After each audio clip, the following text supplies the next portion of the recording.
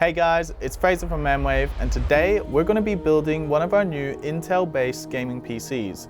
It's available for either immediate purchase on our website, or it can be customized through our custom PC configurator. So here are all the parts for today's build.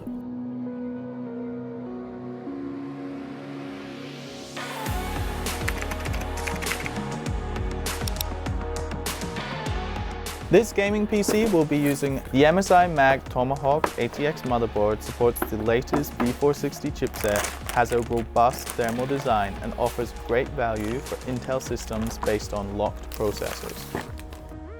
Seagate provides a great range of both affordable and high-performance SSDs. The FireCuda used in this build is perfect for our needs and is gaming focused. It offers excellent read and write speeds, plenty of storage, and long-term reliability. For the CPU, we are using the 6-core i5-10500, which has Intel's latest Ice Lake architecture, and it introduces hyperthreading and greater per-core performance over the last generation.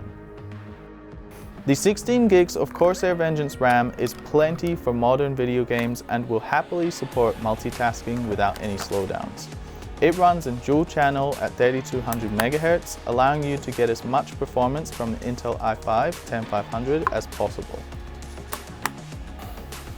The case is the popular Cooler Master MasterBox TD500 Crystal, boasts both an aesthetically pleasing design, great functionality, and modern hardware support. The 4TB Seagate BarraCuda hard drive is a popular consumer choice backed by a company with decades of experience in the computer storage industry. It takes our combined storage space up to 5 TB and is great for long-term file storage or data backups. To power the system, we have a Cooler Master MWE750, offers plenty of power at 750 watts and great reliability with its gold rating. Plus, it's super easy to work with fully modular cables.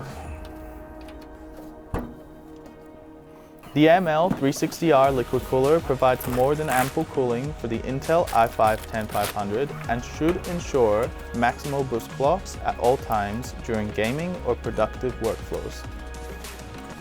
And for the graphics, we are using an MSI Gaming X RTX 2060 Super, runs cool and quiet whilst offering excellent gaming performance and ray tracing abilities. All this will be run on Windows 10 Home 64-bit. And here's the completed build. If you'd like to either buy this PC or make some changes to it, feel free to check below this video for links to both of those options. That's all for this video. Thanks for sticking around, and I'll see you again next time.